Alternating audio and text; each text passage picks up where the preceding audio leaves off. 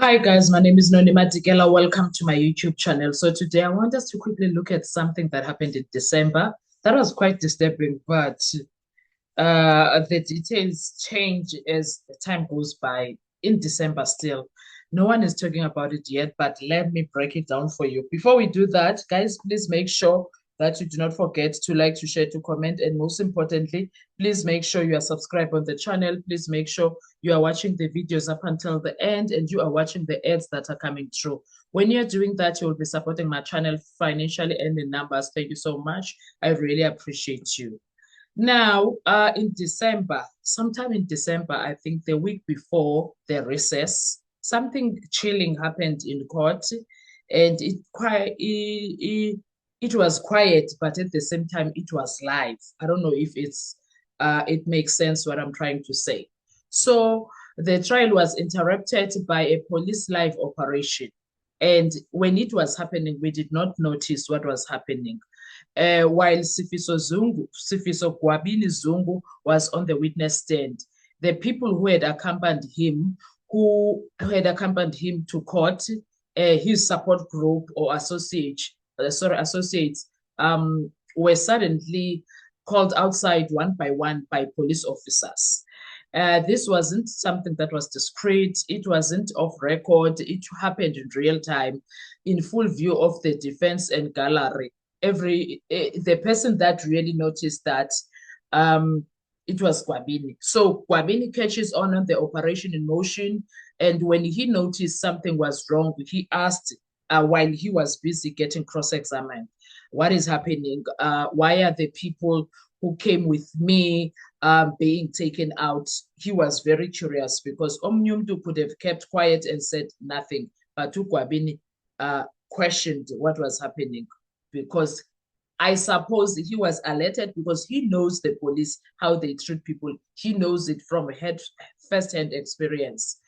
Then that single question alone forced the entire courtroom to stop, and the judge who was asked by Kwabindi, he didn't know what was happening. Of course, he didn't know because I will say that he was just focusing on what was happening in his courtroom, which is the trial. Then that other operation, he didn't really look into it. So the defense lawyers requested to step outside and go check what was happening so that Ukwabini can relax and focus on what is happening in the witness box. When they come back shocked. They requested the court to adjourn, and then they wanted to give the information privately in the judge's chambers, and it was back and forth between them and the judge was really struggling to accept that it must be something that is said outside the record. And then the defense counsel went to investigate, and then when they returned, they asked for that it be discussed in chambers. Why? Because police had told them at the time we didn't know what they told them, right?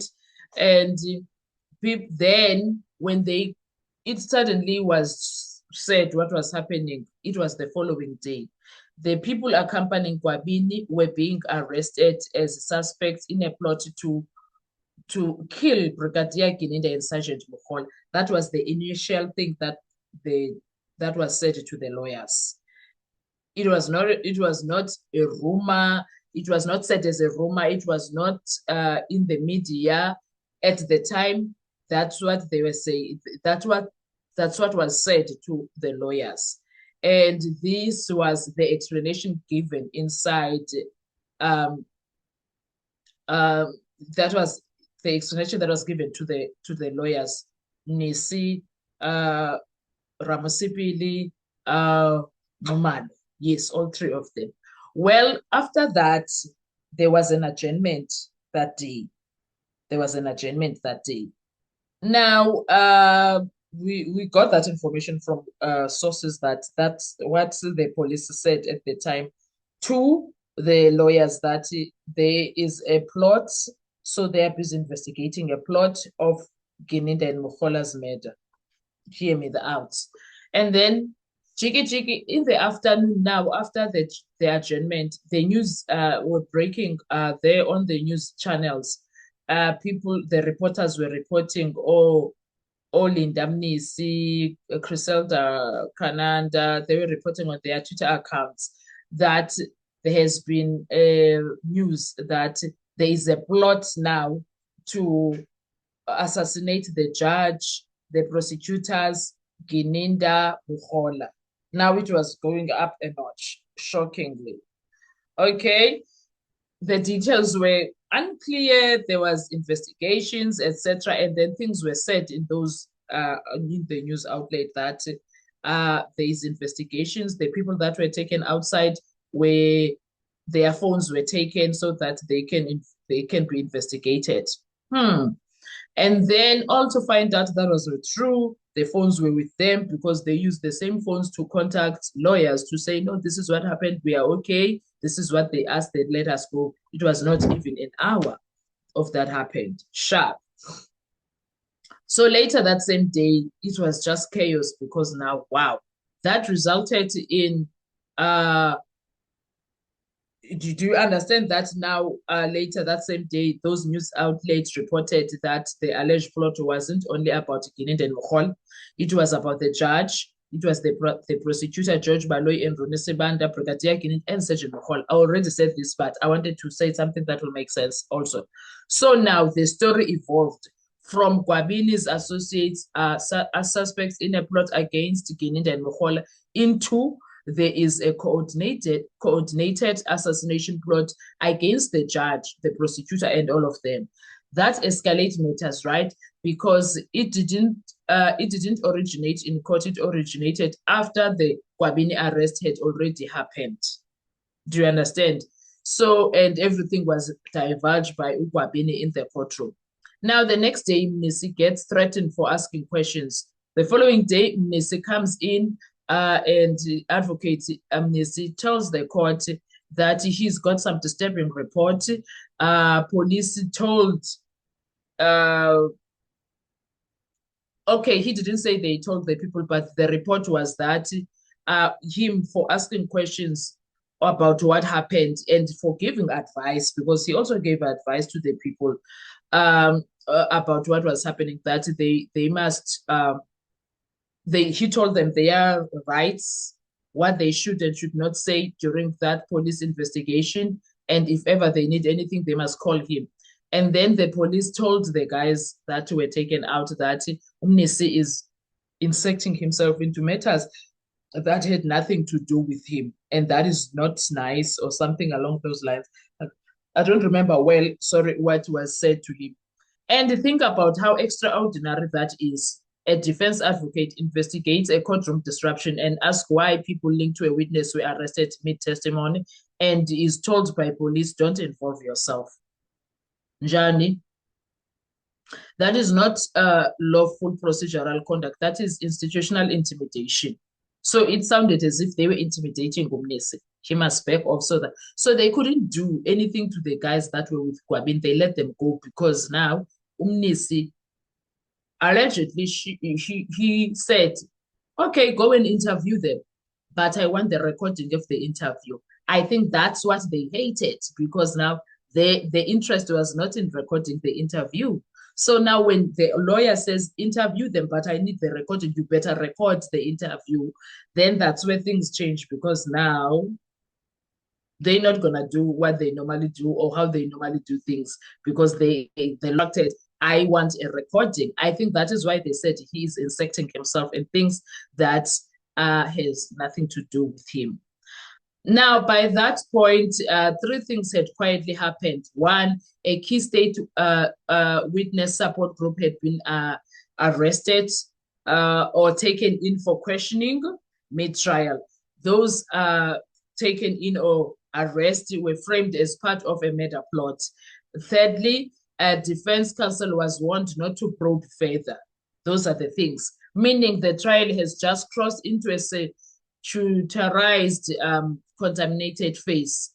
From that moment on, challenging Gininda or Mogola, impeaching their credibility, questioning police conduct, how could could now be spent as interfering with a national security matter. Then comes the part that breaks the entire narrative, because there was that narrative, ne? So fast forward from that, it was that week before the recess. The recess was on the 6th. So it was the first week of December, I suppose, or somewhere there. And then Friday, it was the recess, I suppose. And then 24th December 2025, the person who was shot, wounded, and hospitalized was no other than Sifiso Gwabini Zongo. Isn't that shocking? Isn't that shocking? The same Gwabini who was on the witness stand when police arrested his associates. The same Gwabini who he had just watched people close to him accused of plotting assassinations. The same Gwabini who had triggered a courtroom shutdown by asking what was happening. The same Gwabini who was now suddenly the one who got shot. But the assassinations were supposed to happen elsewhere. Coincidence much? I don't know. Was it that a coincidence? Or I think it was this was not a coincidence. Let's talk about that. And then at this point, coincidence is no longer a serious explanation. Look at the sequence. Gwabini testifies. His associates are arrested mid-trial. They are framed as suspects in a plot to kill state officials. Defense lawyers are warned not to interfere. The media expands the narrative into mega assassination plots. No arrests are publicly finalized, and no one is talking about that to this day. So nothing is happening with that situation. And guess what else was funny? Is that the investigators are the ones that are being plotted to be investigated. Imagine that. And no affidavits are filed. No court inquiry is opened. No suspects are named. And then the actual person who gets shot is the witness himself. That flips the entire security story upside down right now, isn't it? Because now the person that gets shot is who? Is Gwabini. Two devastating implications. Implication A, Gwabini was never a threat. He was a target, meaning the people arrested may not have been conspirators. The plot narrative may not have been a smokescreen. The real danger was always directed at Gwabini, not the other way around. Nope. Implication B, the December security scare was a misdirection and an intentional one. If there truly was a plot to kill Judge Rata, prosecutors, Gininda Mokhola, then why was no one arrested after December? Was no docket ever tabled? Was no suspect named? Was no affidavit filed in court? And yet, the only person who actually suffered a gun violence was the witness whose associates were framed as suspects. And what this really looks like is that when you join the dots, Gwabini's testimony was destabilizing the state's narrative. His presence in court triggered a sudden police operation. His associates were criminalized in real time.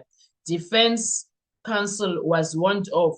A dramatic assassination plot story was fed to the media, and then the witness himself was shot. This looks less like police preventing an assassination plot and far more like a witness neutralization environment. That's what it looked like. The unanswered questions are not even darker. Who ordered Gwabini's associates to be arrested mid-trial?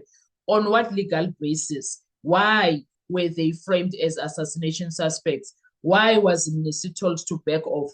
Why was no court inquiry opened? Why did the plot narrative expand after the arrest? Why was Gwabini himself later shot? Who benefited from Gwabini being silenced, intimidated, and discredited?